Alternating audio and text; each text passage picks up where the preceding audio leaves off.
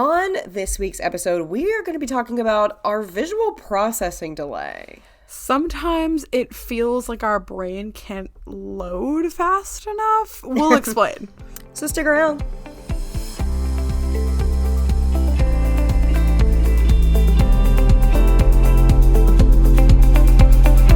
Welcome to Rare with Flair, the podcast where two best friends with the same rare disease are out here living our best lives. I'm your host, Casey. And I'm your host, Cassandra. Wow, the month is over. Can you believe that we already are in 1 month deep into 2026? No, we're 1 month deep and many inches deep in snow as well, because Snowmageddon has hit the eastern side of the U.S., the mid and eastern side, and Cass and I have been snowed into our homes. You know what, though? We've been drinking a lot of tea, and it's quite cozy. It's been great. Mm-hmm. It's quite cozy. Oh my gosh. What did you do on the snowiest of the days? Snowiest of the days, I have been enjoying my time trying to hibernate. Like I said, drinking a lot of warm tea. Actually, I'm probably going to make a cuppa right after this recording. Me too. And I can't wait for that. I've been doing, things you do at the house, some organization, some different things. Just, I'm kind of ready now at this point to get out. But for a while, it was kind of relaxing and nice. And I've read a lot of books and things. What about you? On the snowiest day, so I've actually been able to get out of the house yesterday, so it's Wednesday of Snowmageddon week when we're recording this. I was able to go out to work yesterday. The nice thing is that it's not me driving, so I don't have to worry necessarily about driving carefully. If there's a U-Serve driver who wants to pick up my ride, then awesome. It's their risk. That's on them. Right? And I'm trusting that they're gonna try to keep us alive, but I'm glad I got to go to the office yesterday, and then I also went today because I was gonna lose my mind, and Anaheim was so bored at home, so Rupert is driving me up a wall. So he doesn't fun. Understand why we haven't been walking, and he hates it. It's so fun, but we did have fun. Anaheim played a lot in the snow. He loves the snow. He played with some toys. He played with the neighbor dog. I hung out and played a video game that Sunday when it snowed a lot. And I baked a cake and I did laundry and drank tea. All good things. Amazing. We did a whole episode about video games once. If you want to go check that out, self-promo. But I do think it's interesting to think, how do legally blind people play video games? It's an interesting topic, and you might be interested in it. And Cass is a gamer girly. So, I have my one toe dipped into gamerdom. My fiance asked me very seriously the other day if we could put a Nintendo Switch on our registry. And I said, think it's a great idea. Joking? Well, maybe we need to revisit that. I just feel I don't mean to put you in an awkward spot as we're recording this episode. However, no, you're not. I want to hear. Neither of you have a Switch. We don't. If you put the Switch 2 on your registry, hear me out. You can also play games for the Switch regular, the Switch 1. They're backwards compatible. And heard. So it's like you got two consoles for the price of one. And then what a steal. You and I can play games together. So this is really about... It's about me. Your wedding and registry is actually, hear me out, about me. Well, now that the two of you are breathing down my neck about putting the Switch on the registry, I may just have to do it. No pressure. Actually, that's not a terrible idea, though, especially since, you guys have each lived your own lives in your 30s and, now are, merging your home. So you guys already have a lot of probably stuff that you enjoy. So if you're at a loss for things to put on a registry, I don't think it's the worst suggestion. It's not a bad idea. Weigh in, listeners, if you think putting a Switch on the registry is cool. I would love a Switch at some point. It would be fun. If not the registry, out of our own pocket. For sure. But really excited about this Appcast. You came up with this idea. And yes. I always like, whenever a certain person comes up with the idea, I always like them to introduce it, of course, because it's your brainchild. Okay, speaking of the brain. Yes. So. I love the segue. Good segue. Great segue. So, okay. I thought I had this realization when I was sitting on the couch watching Pirates of the Caribbean Dead Man's Chest with some of my friends. And is that the second one, the third? I need like details. You know, I don't actually know if the title that I said was correct. It's like the one it's the one with Davy Jones in it. I think it's the second one. I think. I don't know anything about this franchise, so it doesn't even matter. But it was a really long time since I had seen the movies at all, and I don't know if they had seen the original one, the first one, and then we're getting together to watch the second one. If they did watch the first one, I was not invited, but my friend invited me to his place. My knowledge of Davy Jones goes as far as SpongeBob SquarePants. Well, yes. Davy Jones' locker, that is like an actual school locker. Yes. Yeah. So, like, Davy Jones in Pirates of the Caribbean is this, like, they CG'd this, like, they must have CG'd this to death. This, like, man with, like, a squid face. Like, he has, like, a tentacle beard. It's kind of wild. It's weird to look at. But anyway, especially toward the end of this movie, there's, like, a lot of action, and it's kind of dimly lit, and so it can be hard to see. Of course, like, I had seen this movie, but I was mostly hanging out with my friends, so I didn't really want to sit right up by the TV. This reminds me of that episode we did about kind of like choosing your battles depending on the situation. So I'm sitting on the couch. Absolutely. I'm hanging out with my friends, and I had my monocular in my bag, so I actually just took out my monocular and was using it to kind of watch the movie from the couch, because they weren't just heckling the movie, they were actually like watching it genuinely. Yeah. So I was like, well, I do want to see it, but I don't want to block the view, and I want to be comfy. That was my decision. I sat on the couch. Great choice. Thank you. So while this, like, action scene is playing out, and I'm trying to use my monocular to follow it, and I was using my monocular to follow most of the movie. The only challenge with the monocular is that it focuses in on an area that is smaller than the screen, so you kind of have to just guess where the movement will be and move before it. Mm-hmm. But with some kind of a big action-packed scene, it was harder to do that. And I was realizing that the problem was more that my brain could not keep up with how quickly things were moving and changing on the screen. That if it were paused and I had time to look at it, I probably would have known what was happening. And of course, there wasn't audio description turned on because I was with my friends. So, like, it dawned on me that a big part of our challenge visually is that because we've had low vision since birth, our brains are not used to the rapid pace with which, like, people with pretty good vision keep up with the world.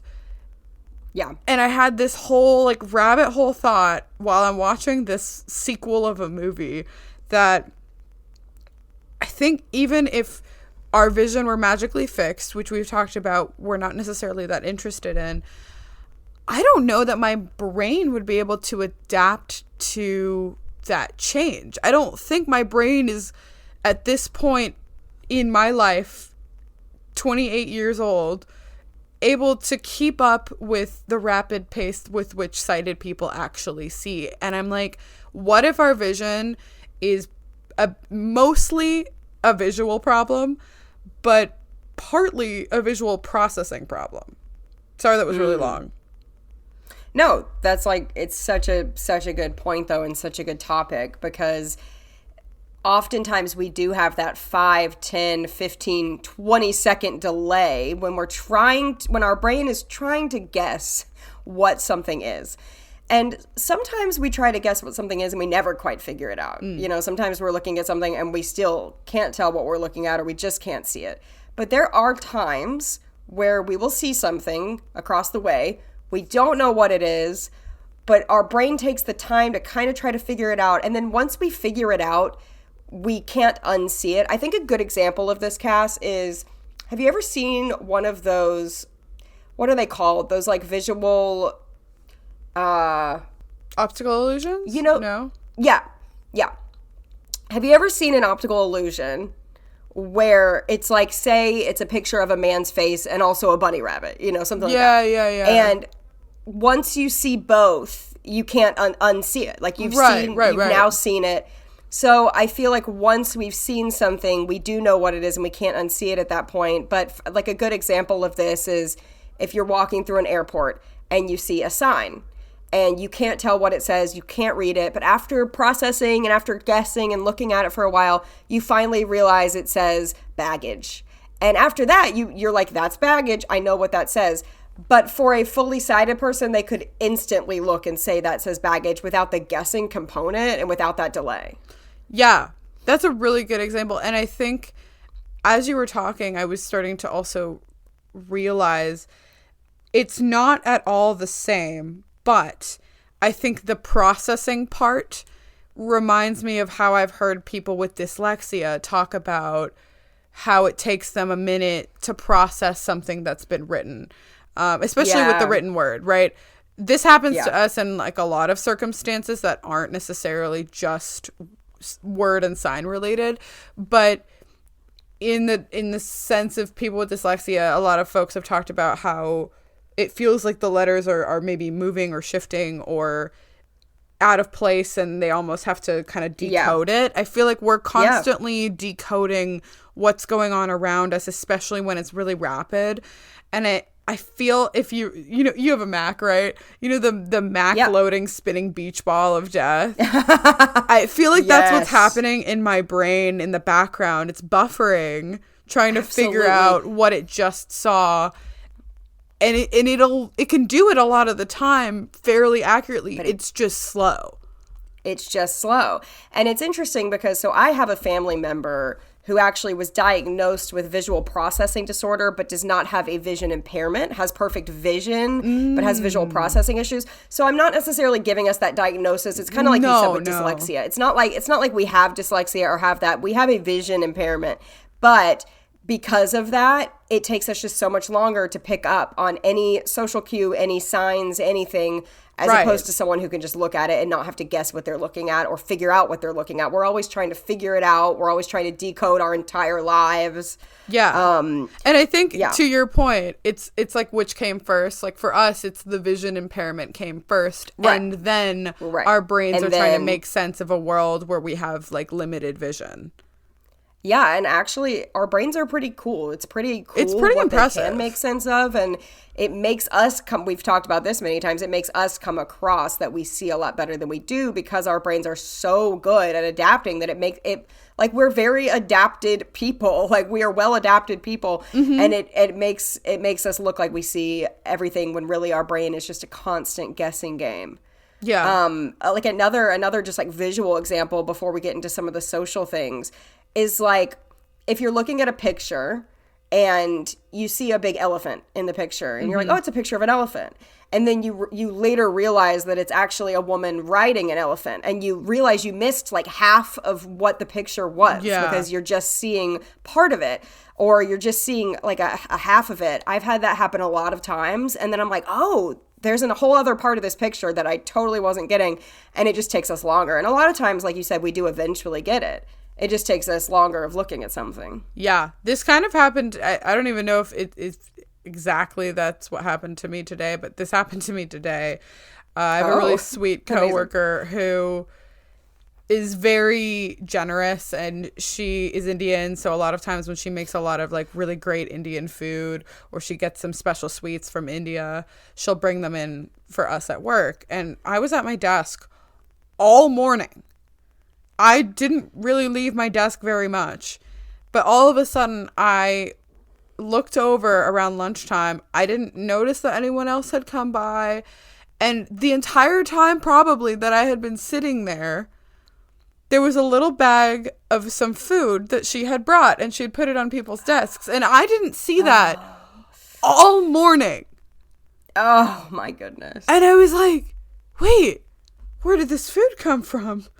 What happened? I figured who it was, and I asked another coworker who brought this, and she told me. So then I later told her, like, oh, thank you so much for bringing that. But I had no clue, not even a clue it was there. I was on the phone with my mom. I usually call her around lunchtime, and I was like, wait, what is on my desk? And it wasn't And it's small. so funny because once you see it, you're almost like, how did I miss that? How did I miss that? Like, once you actually see it, like I was saying earlier, you can't unsee it. You're like, wait, it's so obvious to me now that I see it. It's obvious. But beforehand, it was like, it might as well have been invisible. Right. Right. Yeah, it's so... Because it was out of place. It's not something that's normally there for you. So you just weren't right. I wasn't looking for it. And like, again, I think this was a case of my vision is not good, so I didn't see it. But also my brain didn't flag anything new on my desk at all. It just saw my desk. Yeah. Yeah. I see a lot of these TikToks, or I'm actually not on TikTok. I just use the word TikTok for any short form video, but that's neither here nor there. I see these reels or whatever of, and this is like normally sighted people. It's like a funny reel trend you see of two strangers passing in the street, and as they're passing, one of them says, "I love your shoes," and the other one, like, socially is like, blah, blah, blah, like can't like wants to thank them or reply, but it's like too quick of a passing for them to do that. And that's not even a visual, you know, it's not a visual example. That's like a verbal example. But so I was thinking, you know, this kind of thing, it does kind of happen to everyone, just to us much, much more. And that happens to us when we are physically egregiously. Like, I think it's like, way more delayed than even the average way person. more delayed than the average. And when we are, I mean, that is another example. When we are passing another human being, you can, you know, and they smile at you or wave at you or say your name, you have no idea who it is. And then sometimes you process who it is way after the fact. And then you're like, oh, crap, that was that person. I know who that is now, but I didn't know at the moment, and I was rude. And sometimes you never know who it was, to be fair. Sometimes you're like, I don't know who that was. Like, oh, I think someone. But sometimes you do process it after the fact. This literally happened to me at church one day. It was a friend of mine. I know her. She waved at me, and then she continued. I didn't do anything. My brain was just like loading. Mm-mm. And then, you know, she didn't wait around to see what I did. Normally, I think if you were fully sighted and you recognized a friend and you saw that they were waving, you would immediately wave back. But I didn't know, because I also try to assume, because of and again, this happens to sighted people too, but of so many awkward interactions of, you know, when you think someone's waving at you, but they're actually waving to someone behind you, that kind of thing. Yeah. I err on the side of they're not talking to me. They're not looking at me, because I've had it happen too many times, and I don't want to be like, oh, you know. And so exactly. By the time I realized and she had turned around, I was like, oh, that's my friend Hannah. Oh, I could tell who it was. She's pretty distinct. She's really tall. She has red hair. But I was like, oh, I didn't wave at all. I just looked rude. Like, so my new plan, I have not executed it yet, but I will in the future, is if this happens to me and I like have this person's contact information. Yeah. I think I'm going to text them and say something kind of funny, lighten the mood a little bit, and say, hey, I think I saw you waving at me at church. I didn't notice it until too late. But was that you? If it was, hi. And if it wasn't, hi anyway. You know? Yeah. No, I think actually address just with any of these situations, just addressing it can really actually be so helpful. Whether that's addressing it over text or the next time you see that person, or even in the moment, you know, if you want to chase down that person. In the moment. Hey, wait. If you can, sometimes you can't. I think we were praying. Instead of just awkwardly being like, well, crap, that was an awkward moment, address it. Be like, hey, remember, like, you know, my vision. Sorry about that. Whoops, I'm blind. Whatever you have to do. I mean, there's been multiple times in my life where I've been standing in a group of, let's say, like 4 different women, and somebody comes up to the group and they're like, "Oh, cute shoes," and you have this panic. There's silence. You're like, are they my shoes? Because if you say thank you and they're talking to someone else, it's really awkward because you're like assuming that your shoes are the cutest and you're taking the compliment. So that's weird. But then if you don't say anything, there's silence. It's rude. And you were saying you kind of err on the side of like not saying anything. That's kind of how I am too, because usually I don't want to be like, yeah, like it's just awkward if it's not to you, you know? Yeah. And so sometimes I do kind of err on the side of like not answering right away, but then that's awkward too. But sometimes if there is a long pause and it's long enough where it's like awkward, and then I realize it was to me, and I'm like, oh, because no one else was responding, right? So you're like, oh, it's me. So if I realize it was me, sometimes I do acknowledge it at that point and be like, oh, sorry, like my vision. Like I do acknowledge it because I don't want to come off as either rude or aloof or what, you know, we've talked about that. Yeah. You know, but it is that processing time. And like sometimes in these social situations, even 10 seconds, even 5 seconds can be make or break for your social life. People. Right. But it changes the moment, right? Where you have to end up saying something in order to not appear rude or aloof or spaced out. Best case scenario, I feel like people think I'm just spaced out, even though I have a dog. Maybe he's just around for kicks and giggles. Who knows? But, you know, I do want to address it, but sometimes the amount of time I feel like it takes to recover from the moment can be hard. And this even happens when I'm walking with Anaheim. People will say like, oh, he's so sweet or something. And then, you know, your brain is like, thanks. Yeah, like your brain's like, that was to me, wasn't it? Oh no, that was to me. Yeah, obviously, right? You know, it's so funny. But of course, sighted people would be able to tell that someone who's complimenting your shoes was making eye contact with you. Or someone who was complimenting my dog would have been making eye contact with me. But we don't have that benefit, and we're trying to take the information that we can from the environment. It's not always a lot. So sometimes it's a little slow. Yeah, like this is another example of this. Like, it's so unfortunate because the world is hard enough and the world is so dismal so much of the time, and it can be such a scary, sad place. And especially at this point in my life, like I want to be kind to people, and sometimes having a really sweet and good interaction with a stranger just like warms my heart so much. And like I've had times where people have been either like slowing down their car, like while I'm walking my dog, if I'm walking him alone, where people have been slowing down their car, or they've been getting out of their car, and I don't know who this is. And I do come off as rude because I'm a little afraid. I'm like, I don't know who this is trying to talk to me or trying to. And then sometimes it ends up being like a lovely person, like one of my neighbors or something, and we end up having a great convo. But I think to myself, wow, I must have come off really not only rude, but just like unapproachable, right? Yeah. Like I know that I do. I know that I come off as unapproachable. And once someone starts talking to me and I realize that it's a safe, normal thing, I can be really, really nice. But it takes that hump of time, like we've been talking about this whole time, that 20 seconds, however many seconds. And that hump of time can make or break a social interaction, because if people see that you're really standoffish, they might just not talk to you at all. And it really stinks, because I want to be like I want to be a warm, approachable person. And I'm not, because I'm timid about who I'm talking to and what their intentions are with me. Right. And I feel that in a similar way. I want to be kind to people, but for a lot of time, I've joked that I was like feral in my early 20s because I had a lot of unchecked rage. Anyway, I was more intentionally unapproachable because I didn't necessarily want to interact with a lot of people, especially when you're in an urban environment.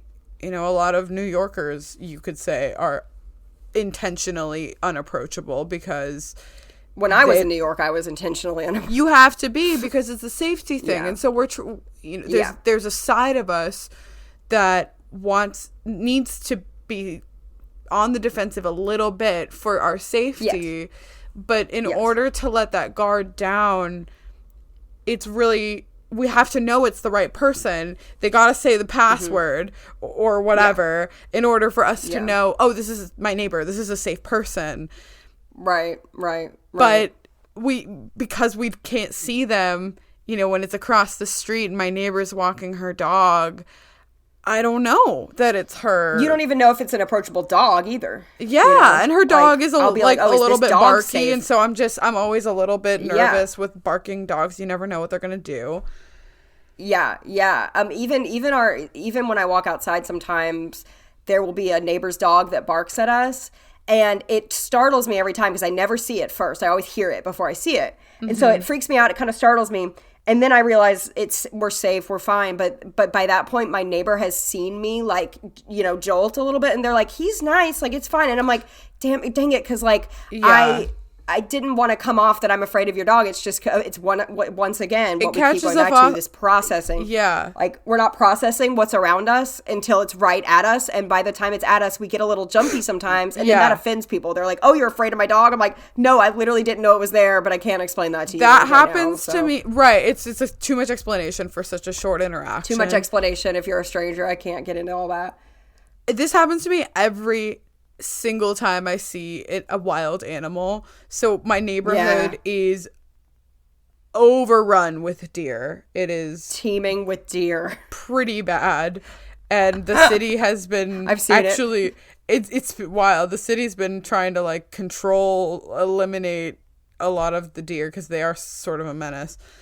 But this happens to me every time. I was walking with Anaheim, he was working, and all of a sudden he starts to feel a little bit weird, and I'm like, oh, did he see another dog? Is he sort of distracted by something? What could it be? All of a sudden, practically in my face is a baby and a mommy deer, and I'm like, oh my god, it's terrifying. It's so scary because we don't see it until it's right there in our faces. Right. And of course then we jump, and it's scary because we didn't know it was there. And we didn't have the time to process that it was coming. It's just there already. It's just all of a sudden there, and I have to react. And so it's like, and so it's sad because I'm trying to, like, I'm not in a lot of environments where I have to be in like survival mode anymore. And so I'm trying to sort of, not completely, but tamp down those defenses a little bit. And also partly like I've grown as a person. I wasn't very open to interaction I had Romana as my dog. I was pretty possessive over her, and I didn't really want to talk about it. It was just a lot. Yeah. Now with Anaheim, I'm sort of a different handler. When people compliment him and they say that, oh, he's such a handsome boy, like, I smile and say thank you. And honestly, that sounds like a normal thing to do, but it's not something that I did before. And so partly because of defense mechanism of trying to have just safety, partly because of who I am as a person and how I've also just evolved with time and age, and partly because of my brain and eyes not functioning, it's like it's hard to be kind in the moment. It is. It's really hard, even if you really want to be. If you want to be. When you are visually impaired, something you really have to come to terms with is that you're gonna look rude. And it's like one of my least favorite parts about the whole thing, because people don't get it. Even if you have a guide dog or a cane, people don't get it. It's hard to explain. And you are going to come off as unapproachable. And I hate that. And it's something that can't be, it honestly can't really be changed. We can kind of work on it, but there's only so much we can do. There's only so much we can do. Yeah. And when you were talking about safety and the deer, it kind of also made me think about processing in times of emergency. Because if an emergency occurs, you don't have, time is of the essence. When an emergency occurs, you don't have the time to sit and think, what is happening right now? I wonder, let me get out my magnifier, let me get out my monocular. You don't have time. unfortunately, every man for himself, other people don't have the time to explain to you what's going on. And we've had instances before where we've just heard screaming, and we've also heard other influencers like Molly Burke, take a shot, mention this, where she was in like it was like a false mass shoot. Like, people thought it was a shooting going on. It ended up not being, thank the Lord. But like, people just started running. And she's like, what's happening? And we don't have the time. And like, first of all, visually, that's awful in general. But the processing of it all too, of your brain trying to catch up. And that's true for anybody, right? Like, that is also true for anybody. But for us, it's 50 times worse. Yes, exactly. And here's the thing. It's not like our brains are somehow impaired because of our vision. Because I'm pretty okay in a crisis. Like, I can really operate on adrenaline. I can think clearly and level-headedly when I have to. Me too. Because we've been through those experiences and we know how we've reacted. But it's because we don't have all the information, and it's like a heightened experience to be in an emergency situation where it's so much more stressful, because we're like trying to go through in our brain rapid fire what could be happening. Someone passing out? Is like, why are people screaming? Is there a fire? Is there something? You start, and that's when I get jealous. Yeah, I get jealous of sighted people in that moment. They just like, know what's going on. They can just look and you're know. Not telling me. They just know, and then it bothers me when they don't tell me. And I know that they are overwhelmed, and there's a lot going on. And they're trying to process it so that they can tell you, like. But I'm brains. like, please empathize with how I must be feeling, how helpless I must be feeling. Please think of us when you're going through that. Don't just let us sit there and wonder. And be like, what? Sucks. What? But when you said, like, our brain is not impaired due to this, in fact, I think our brain works harder because of our brain is better because of our vision. I'm not saying, like, we're smarter because of our vision, but there are things that our brain is literally better at than sighted people because of the adapting. It's like a muscle. It's like any muscle. Yeah. We have to exercise different parts of our brain in order to compensate, and we're not doing it consciously. Our brain is just operating in the way it knows how to operate, and we're accepting its information. But I joke a lot that sighted people are super lazy. Because they can just look at something and know what it is. And I've talked about sighted people being lazy in the sense of like road signs and directions and knowing orientation and mobility, because a lot of sighted people rely on not only GPS, of course, but landmarks. And sometimes we can do landmarks with our vision, but sometimes we can't. But they don't know cardinal directions. They don't know street names a lot of the time, even if it's not a big area. And so, yes, but I'm also thinking of how a big compensating strategy we use, because we have some vision, is shapes and colors. And so when I'm in a store looking for something and I know what it is that I'm looking for the color and the relative size and shape of where I think it's going to be. And I did this recently. I went to the pharmacy with my mom because she was visiting. I wasn't feeling super well. And I knew the colors of the box that I was looking for. And I found it before her. And then we were trying to find another thing. And I was like, and she was like, wow, so I was like 1 and 1, because she was like, oh, wow, it's so crazy. It's impressive how you can do that, because I know that you can't read it. Yeah. But and immediately I turned around and I tried to find another thing, and I was like, there it is. And she's like, that's not even remotely close.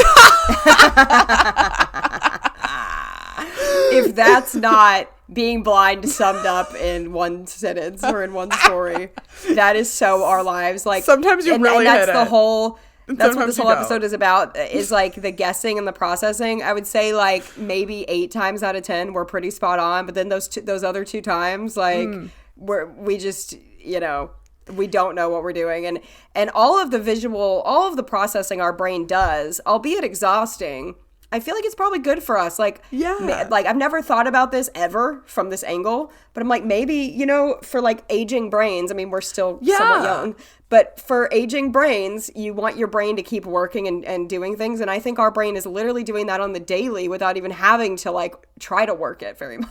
Yes, exactly. And in a sense, our brains are probably used more ineffectively to some extent than sighted people, where the part of our brain that's trying to compute what is that thing over there that I'm trying to figure out what it is. It looks like a lump. I don't know.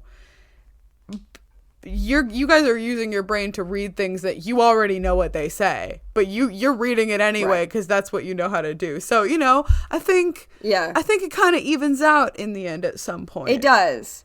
But I like the story with your mom because it goes to show that sometimes our guessing abilities work even better than the human eye. Yes, because we're not bogged down with all this information. I recently went into a Walgreens with Donna, who is a good friend of ours in the HPS network space.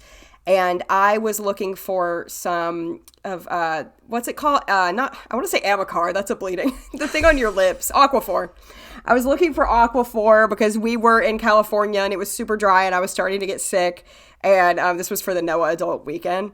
And we ran in, and it's a similar thing. We ran into Walgreens and we only had a limited amount of time. We were in a rush and we were looking for Aquaphor. And, you know, I immediately found it because I knew the box and the color. And she was laughing because she was looking for it too. And she was like, oh, leave it to the blind girl to find it before me. And, you know, we left. And I'm like, yeah, like sometimes our color vision and like our memory is so good that we can look at a whole aisle and we're not reading things like sighted people. We're just like, and I know sighted people use colors, of course, too. We're not saying they don't. But sometimes our guessing is even better than the eye. It is. It is. And I think it can also help us narrow things down. Right. I'm also really, because I care about design too, I'm pretty aware of fonts and colors that brands use for branding purposes. And it's funny because whenever a brand changes its branding, it ruins me. Oh, same. Because I can't find it anymore. Can't find it anymore. Now I have to go and read everything individually. Right, or if a brand is very similar to another. I wish I could remember the example, but I was recently riding in the car with my fiance, and I was like, oh, and I wish I could remember it. It was something like, there's a Petco or something, and he was like, actually, no, that's something else. Yeah. I was like, dang, the sign is like the same font and color as Petco. And he was like, yeah, I know, it is similar, but that's not it. And it was something else. And then when I got close enough, I was like, oh, yeah, that is different. But like that throws us off. So that's what I'm saying about the like 20% of the time when we're wrong. Like when you said to your mom, like, I know what this is. And she's like, no, it's not. No, not even a little. Sometimes our guessing is not right because it'll be it's similar enough to what we think we're looking for. And then it's like really not it. It's not it. And we can get by so well with like approximations, but we tell each other, because we'll tell each other a lot of these stories anyway. We'll tell each other that we're just so grateful for those moments when we don't hit it and we have witnesses. I love those moments. Sometimes if people see us compensating so well, we always joke that people think we're just being dramatic for no reason. Mm-hmm. And that maybe our vision is actually better than it is, and it's not. It's probably worse than you think it is. And yeah, right. So it's really helpful when we fail so that people are like, oh, that's why she has the king. Love it. That's why she has the I dog. genuinely love on occasion having a weird moment in front of someone where I think so. I'm like, look at that, whatever. And it's just totally, I mean, one time I thought medals, like gold medals for a trivia contest. This is literally one of my favorite stories. I literally thought it was a parrot, like a fake parrot. I didn't think it was a real bird, but like a parrot on a perch. It was not even like in the same ballpark, not even in the same say what universe. Your fiance said. What did he say? He said something like, oh, that's why you use a cane. He said something like that. He was like, And you think it's what? I was like, he needed to see that. He needed to know he needed to do that. No. There have been plenty of times where a song has come on in the car and I've read it completely wrong. And I'll be like, I don't know that song. And he's like, you love this song. And then I'm like, oh, that's not at all what I read that this was. And, yeah, I kind of love when that happens just because people need to be reminded every so often of how bad it is. Yeah. Or when we leave someone hanging for a high five because we genuinely didn't process they were holding their hand up. Yeah. It's nice. It's nice because... And that's the reason. Like, that's the reason I want them to be reminded. Not for pity, not for... Like, I'm not saying they need to be reminded to feel bad for us. They need to be reminded to know that if we look silly, that's why. Like, they need to remember if we ignore them, they're like, oh, remember that time that she thought that metal was a parrot? Yeah, that makes sense, actually. That's pretty How par and for why? the course. How did I think that? It must have been the colors. It had to have been colors. But it's so wild because I've had so many experiences like that where I'm not seeing what I think I'm seeing. One of my mom's most fascinating things about my vision that she learned when I was, I think, like a late teen. Mm-hmm. We were at a college visit and there was a bar. They were showing a PowerPoint with a bar from like a bar chart type of a deal. And it was striped red and white with pretty thin stripes. And so I was asking, I could have used my monocular probably, but I asked her about something that was on the pink bar. And she said, there's nothing pink up there. And I'm like, yeah, it's right there. It's that rectangle. And she's like, that's red and white. That is not pink. So our brains, in an effort to compensate for the lack of vision acuity and also processing, it's doing its very best with limited information. It blends things together. Right. To a point Specifically colors. Especially colors and patterns. Especially colors. Yeah. Yeah. My mom is fascinated every time this happens. She'll like show me a patterned thing that becomes a different color to my eyes because it becomes the mixed color of the two. And like if it's red and white, it's pink, like you said, or she was or if like, it's even like if it's green and white, it's just green. It's just a lighter green. Light green. Yeah. She showed me something. I've noticed this. A fabric swatch that was, I think it was like gray and something else, and I was like, oh, it's brown. She's like, that's not brown, that is gray. And I'm like, nuh-uh. And you know what's interesting is like even though our glasses don't correct our vision whatsoever, on occasion, this is when I notice the difference between glasses and no glasses. Like on occasion, if there is a pattern and I put my glasses down and then back up, that is kind of where I can see the difference. It is slightly improved. Crappy HD, if you will. Crappy HD, if you're an OG listener. Glasses take our vision from crappy to crappy HD. And we love that crappy HD. It gives us a little definition at certain points. It's funny. It's absolutely. funny. I think there was... Also, as we've talked about when we were talking about this episode and instances of our brains trying to compensate, we feel the loading as we're getting close to something, like your airport sign example that you were giving earlier. Yes. Where your brain, I feel like I can actively feel my brain computing in the background. Literally. It's actually kind of like hurting. It hurts. Like, it's working like overtime. Like it's like I know that if I stare at something long enough, I can probably guess. But even at the eye doctor, they're like, you're like, I can't see it, and they're like, guess, and you're like, I don't know, and they're like, try again, just guess, and I'm like, and then sometimes you do kind of guess either correctly or in the ballpark. It comes into focus, if you will, and it's not that it's blurry, it's just that my brain, I guess, put it together. Yeah. Or have you ever had a time where, let's pretend you're watching like a show on stage and the lead girl has like a flower on her shirt and you can't see it, but then you put up your monocular and you see her shirt has a flower on it, but then when you bring your monocular down, you can actually tell now that it's a flower. Yeah, because your brain knows the answer. Your brain knows now. Yeah, your brain is like, oh, that's flour. I'll fill in the gap. Got it.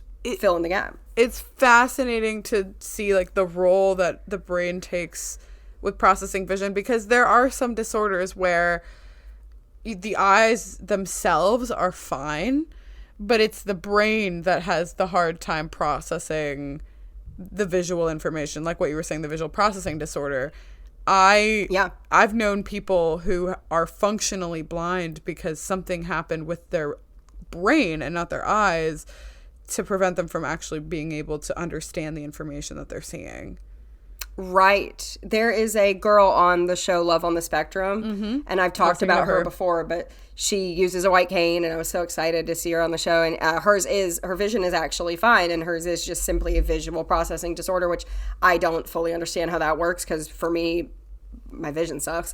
But it was cool to see that represented. Yeah. It's so interesting, and also how I've heard people that were losing their vision or had acuities that were worse than ours, where they can see words on a page, but no matter how close they bring it to them, they just can't make it out. And I've had moments like that when things are far away from me, where like I know that those are words. You can see that it's there. Oh yeah, I just don't know what they say. Even like captions on a television, you can tell they're there. They're there. I can see the captions are there. They look like symbols. Yeah. But I can't see them worth crap, you know? Exactly. No, I totally get that example. I mean, we have that all the time. Where we see things that, especially words. We see words. And we know they're words. We know they're words. We just don't know what they are. And I feel like that's such a mind crunch for sighted folks who can just look at stuff possibly, and know what it says. Unless I guess they can imagine themselves extremely far away from a sign, knowing then they can kind of maybe imagine seeing that there is something written on it. I can't make that out, but I know that there's something on there. Yeah, I'm sure they have experienced that. It's just at a totally different level than what we're experiencing. Yeah, it's a wild time out here. I hope that this episode has been a good brain teaser. Ooh, it's making my brain think a lot of different ways. I know. I'm actually kind of tired.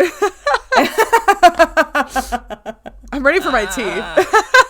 I am literally about to go make my tea. I'm so excited. I'm so excited. It's gonna be great. But yeah, no, this has been really fun. Thank you for coming up with this idea. I really like to talk about this because it's so really fun, and you're welcome. Absolutely. It does hurt my brain to think about it, though. I know. It does a little bit. But it's always fun when, over 5 years in, we can still think of a way of talking about our lives and our disability that still feels new and novel. Absolutely. We're just so great like that. Hey,